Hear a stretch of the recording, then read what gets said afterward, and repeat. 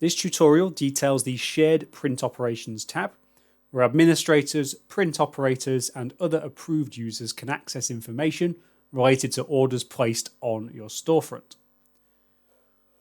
Prior to exploring the Shared Print Operations tab, which is in the administration area, we're going to simulate placing an order on our storefront. So the stage I'm at here, I've gone to my storefront and added something to the basket, and we're ready to actually proceed through our checkout process. So if I go to checkout, we can then specify an address. You can see I've got a really realistic address put in as a test here. We can also put in a new address if we like, which will give us these entries. And we have the ability to use the same address for delivery and billing, or we can utilize different addresses for both. Clicking continue will take you to the delivery method screen. That will utilize your configured delivery methods that we've seen in a previous tutorial video. And then clicking next again will take you to the payment information. And again, this is going to be with your already configured payment methods on your particular storefront. In our case, and on any default storefront, it will just be the input of a purchase order number. However, if you've set up some additional payments via a plugin, so let's say Stripe or PayPal, you'll get those options appearing here as well.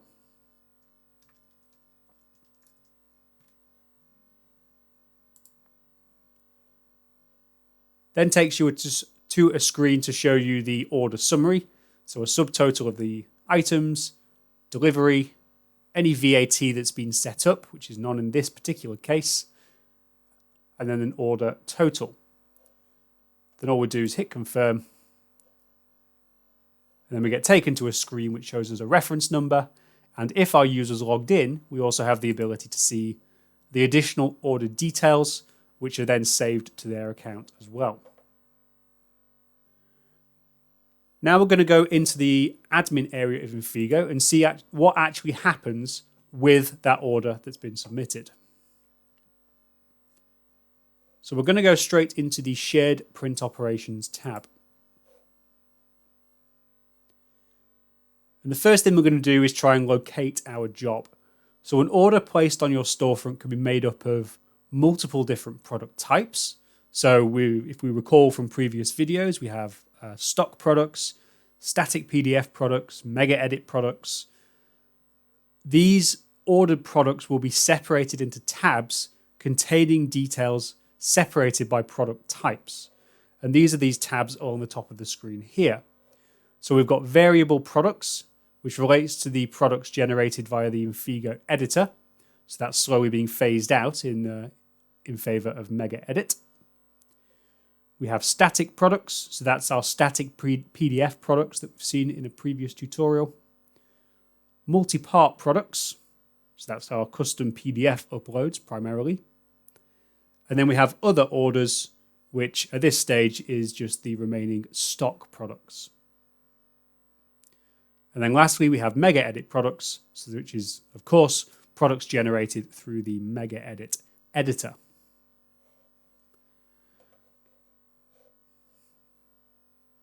So the order that we just put through only had one stock product in it.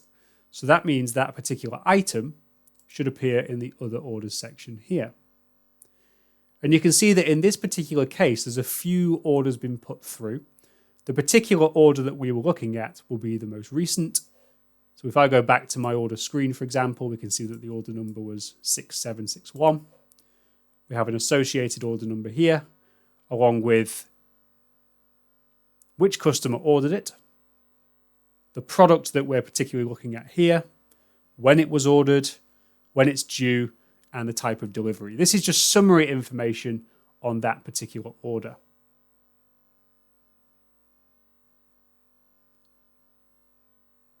If we want to view some additional information on that particular order, then we can click on the plus icon next to that particular line, and it will take us to some additional details that we'll go through in a moment. So let's go through this screen table by table. So the customer table here, that shows some general details on the storefront customer placing that particular order. Customer details can be entered manually from this table if necessary. We have the shipping address and we have the billing address. These were specified by the customer during the checkout process. And again, we can force edit these once the order has been placed if we need to do so.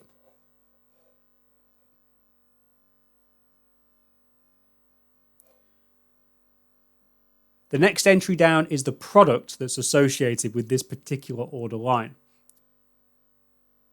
So this section may have a slightly different appearance based on the type of product.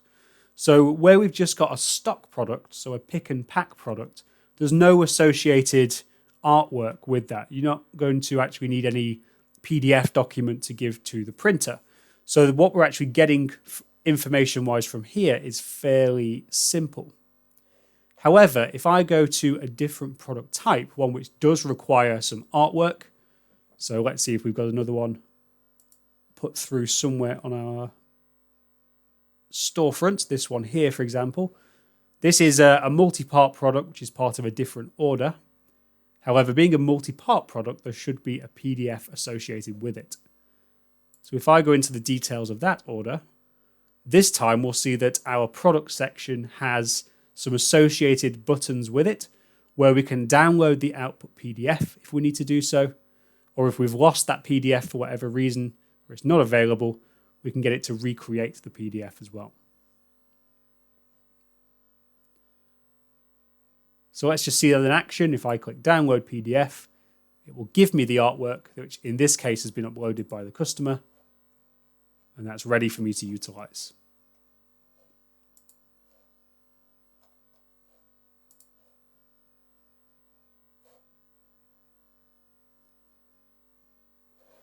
So we've got the contact user section, so the customer can be contacted from this area, either via a private message, so they'll be directly contacted via private message, or via the email address that they've supplied as part of their account. This is useful if any additional information is required by the print operator in order to carry out that particular job.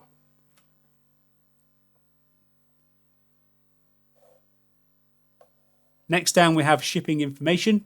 So delivery or shipping details are provided in this area. That includes the selected delivery method. It shows the item and it shows the job weight. So this is obviously reliant on product weights being specified as part of the product setup, which in this case we don't have. Additionally, in here you can get the expected dispatch and delivery dates. Those are generated using information specified on your delivery settings. If a tracking number is generated or is obtained, the administrator or the print operator can paste it into here to allow all parties to track that particular order.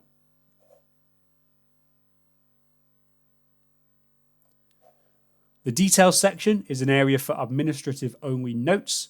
These will be saved with the order but are generally not visible to the customer.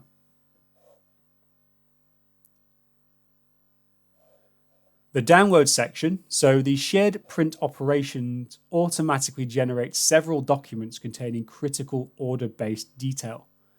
So the default versions of these documents are Infigo branded. So let's open one of these up, for example, the invoice.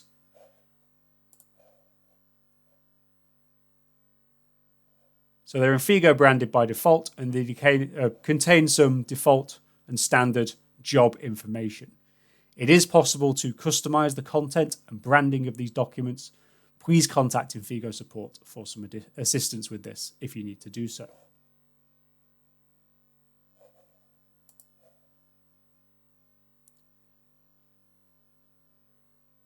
Next down is the order table. So this is general order details, including the storefront of origin. So this is worth keeping in mind actually, that the shared print operations will show you the outputs from all of the storefront on your platform. So if your print operator is accessing this, they may need to print jobs from every single storefront, not just one. So it does combine them all. Hence, in the order section, it shows which storefront this came. We do have the ability to enable a setting which limits the orders to just this particular storefront. so the one that you're currently logged into. So you don't see the orders from additional storefronts. We get to this setting by going to the Infigo settings area. So I can just type this in here. Infigo settings. This screen contains a large amount of settings for quite specific scenarios. The one we're looking for in this particular case is just a little bit down, limit storefront admins to their own storefront.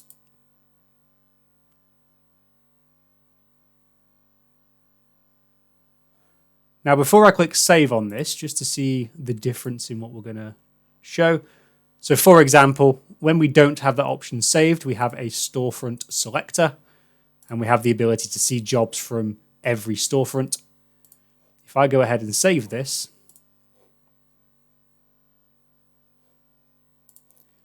and then go to our shared print operations, that option to choose between the storefronts has now disappeared, and the only orders it will show me are ones from this particular storefront.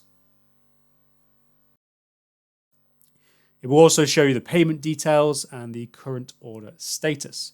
These details can be manually amended from this table if necessary. We have print locations and hot folders. So the concept of hot folders and print locations is to allow routing of specific jobs to specific locations.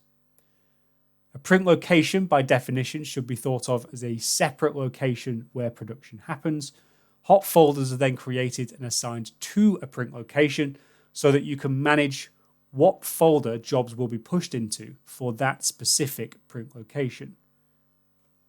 Now, in terms of the shared print operations section, you can select from the list of print locations or hot folders, which an administrator has defined elsewhere in Infigo, and this is covered in a different tutorial.